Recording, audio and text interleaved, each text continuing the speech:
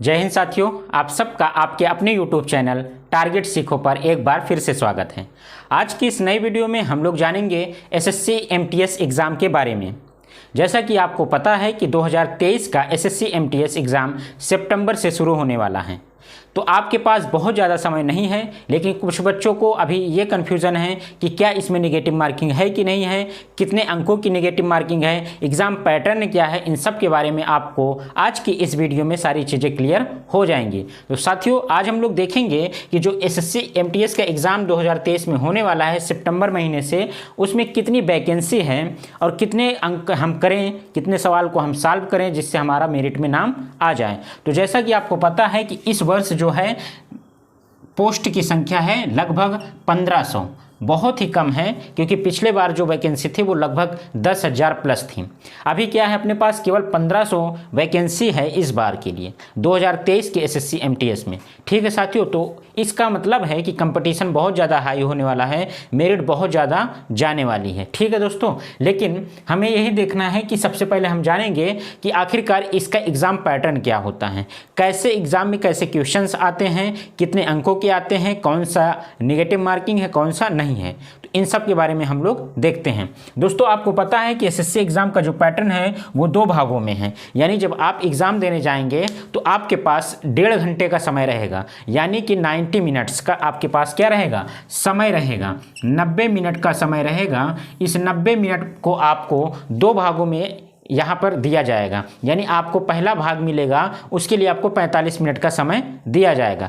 तो यहाँ ये हमें समझना है कि जो 45 मिनट का समय पहले भाग में दिया जा रहा है उसमें कौन कौन से सब्जेक्ट आएंगे, और जो दूसरा भाग हमें 45 मिनट का देगा उसमें कौन कौन से सब्जेक्ट आएंगे, और किस सब्जेक्ट को हम करें, किस सब्जेक्ट में हम नेगेटिव मार्किंग को देखेंगे और किस में नहीं देखेंगे। तो इसको देखें हम लोग। पहला पार्ट जो है वो हमारा होगा मैथ में, और इसके साथ साथ रीजनिंग।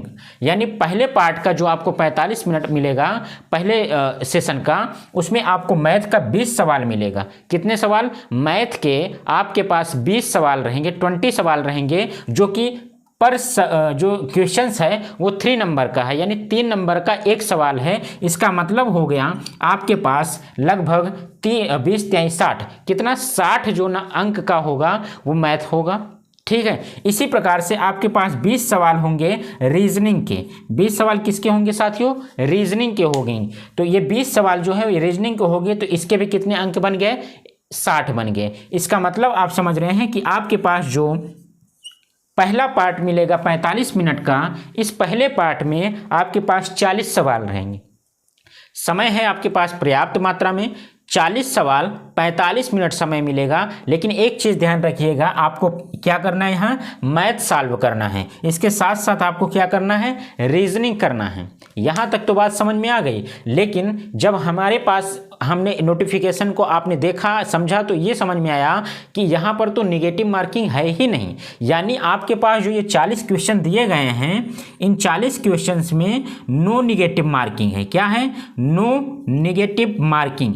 इसका मतलब है आप इस 40 क्वेश्चन को, सभी के सभी क्वेश्चन को आप सॉल्व करें। आपके पास 45 मिनट है, आप 45 मिनट में सभी 40 क्वेश्चन को 20 मैथ के और 20 आपके रीजनिंग के, इन सारे के सारे सवाल को आप सॉल्व करेंगे। अच्छा, तो आपको ये देखना है कि ये कैसा पेपर है। ये वाला पार्ट जो है ये क्वालिफाइंग है। जो ये पहला पार्ट होगा आपका 40 क्वेश्चंस, ये क्वालिफाइंग होगा। यानी इसमें आप जनरल कैटेगरी से हैं तो आपको इन 40 सवालों में से, कितने सवालों में से? 40 सवालों में से मात्र 12 सवालों के जवाब क्या करने हैं? सही करने हैं। इस बात को ध्यान से सुनिएगा कि आपके पास टोटल 40 सवाल रहेंगे, 20 मैथ के, 20 रीजनिंग के। नेगेटिव मार्किंग नहीं है। आपको लाना कितने हैं? 12 क्वेश्चन को सही करना है। क्या करना है? इसमें से 12 क्वेश्चन मिनिमम, कम से कम आपको 12 क्वेश्चन सही करना है, तभी आप इसको क्वालिफाई कर पाएंगे। आपका ये वाला जो पार्ट है इसका मेरिट से कोई मतलब नहीं है, इससे मेरिट नहीं बनेगी, इसका मेरिट में अंक नहीं जुड़ेगा, लेकिन आपको क्वालिफाई करना है। तो अगर आप जनरल कैटेगरी से हैं तो आपको 12 क्वेश्चन आपको यहाँ पे सॉल्व करना ही करना है, यानी सही करना ही करना है। सॉल्व तो आप 40 का 40 करिए। क्यों करेंगे आप 40 सवाल? क्योंकि नेगेटिव मार्किंग इसमें नहीं है। ठीक है साथियों, ऐसे ही आप जनरल के बाद ओबीसी और एससी में आएंगे तो 2-2 अंक कम करेंगे। एससी वाले 8 क्वेश्चन आप यहाँ पे सही करेंगे तो आपका क्या हो जाएगा, पार्ट ए क्वालिफाई हो जाएगा। केवल आप यहाँ पर अभी क्वालिफाई होंगे, यहाँ का अंक आपका कहीं नहीं जुड़ेगा। तो आप इस चीज़ को समझ गए होंगे कि जो पहला पार्ट है एसएससी एमटीएस के एग्जाम में, उसमें पहले पार्ट में मैथ 20 अंक का 20 सवाल हैं, 3-3 अंक के 60 अंक हो गया। रीजनिंग का 20 सवाल है, 3-3 अंक के 60 अंक हो गया। टोटल आपके पास 40 सवाल होंगे। सही आपको करना है 12। ज़्यादा अगर आपने सही कर लिया तो बहुत अच्छी बात है, कोई मतलब भी नहीं है, लेकिन आपको करना सभी है। क्यों? क्योंकि आप अगर 15 सवाल करेंगे और 12 आप सही करने के चक्कर में 15 सवाल करेंगे और पता चला आपको 5 ही सही हुआ है तो गड़बड़ हो जाएगा। इसका मतलब आप 40 का 40 सवाल करिए, क्योंकि निगेटिव मार्किंग यहाँ पास नहीं है। ठीक है दोस्तों, तो इतनी बात को आप समझ गए होंगे कि पहले पार्ट में हमें क्या करना है। पहले पार्ट में निगेटिव मार्किंग नहीं है, 40 सवाल हैं, 12 सही करना है, करना लेकिन हमें सभी है। चाहे आप उसमें तुक्का लगाइए, चाहे जैसे करिए, 12 सवाल आप सही से कर लीजिए। रीजनिंग का आप 20 सवाल उठाइएगा, इसी में से आप 15 सही कर लेंगे। ज़रूरत क्या है मैथ करने की? अगर आपको मैथ आ रहा है तो मैथ का 10-15 सवाल कर लीजिए, 5 सवाल यहाँ से कर लीजिए। आप जितना अच्छा करे रहेंगे वो आपके लिए फ़ायदा रहेगा।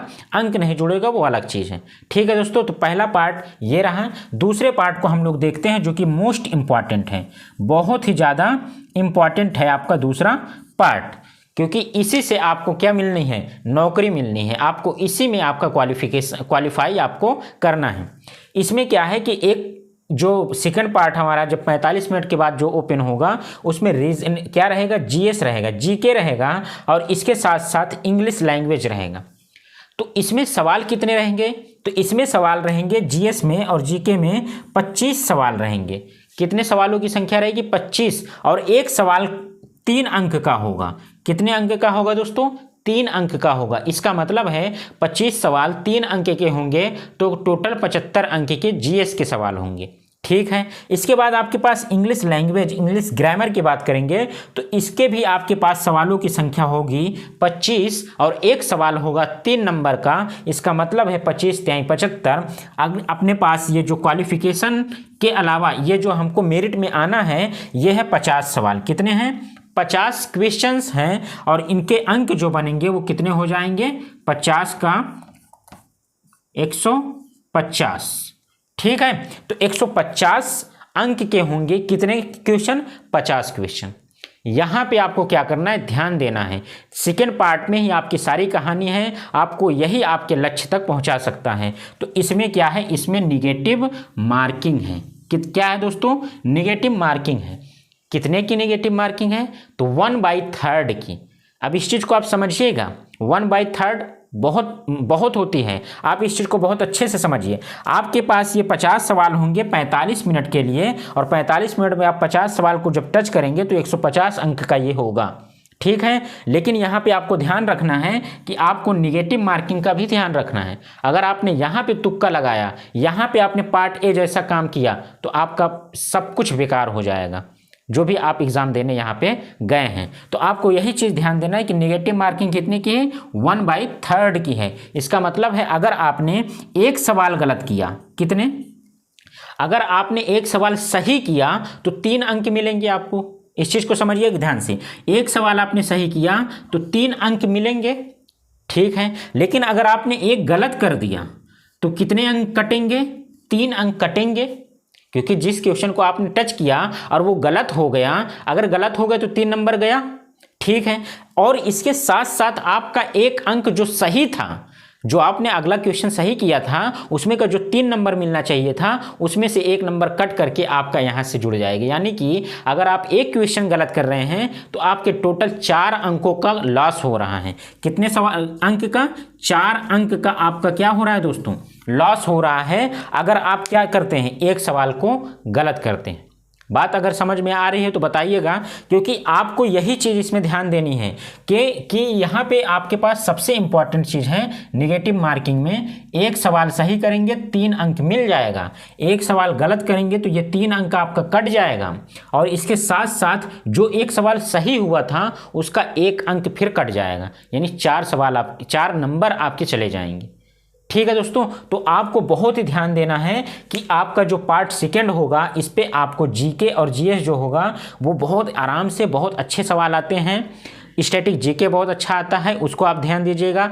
करंट अफेयर्स भी पूछा जाता है यहाँ से, आप उसे भी ध्यान दीजिएगा, ठीक है। और इंग्लिश का बहुत ज़्यादा कठिन नहीं रहता है, बस वर्ड पावर पे आप फोकस कीजिएगा। वर्ड पावर से आप क्या कर सकते हैं, इसके सवालों को अधिकतर सॉल्व कर सकते हैं, क्योंकि बहुत ज़्यादा इसमें डीपली नहीं आता है, नरेशन तक नहीं आता है, केवल वॉइस आता है इंग्लिश ग्रामर में। वॉइस हो गया और बाकी पार्ट्स आप स्पीच वगैरह आता है, टेंस का सवाल आता है। तो इंग्लिश आप कर लेंगे। जीएस में अगर आप जाएंगे तो जीएस आपको स्टैटिक जीके पढ़नी पड़ेगी, इसके साथ साथ करंट अफेयर्स को भी आपको बहुत अच्छे से तैयार करना पड़ेगा। तो दोस्तों ये रहा आज का हमारे वीडियो में एसएससी एमटीएस 2023 का जो एग्ज़ाम होने वाला है, ये 90 मिनट का होगा, 2 पार्ट में होगा। पहला पार्ट 45 मिनट, दूसरा पार्ट भी 45 मिनट। पहले पार्ट में नेगेटिव मार्किंग नहीं है, सॉरी, पहले पार्ट में नेगेटिव मार्किंग नहीं है और दूसरे पार्ट में क्या है, नेगेटिव मार्किंग है। तो इस चीज़ को आप ध्यान दीजिएगा। तो दूसरा पार्ट ही आपको क्या कराएगा, मेरिट में आपका नाम लाएगा।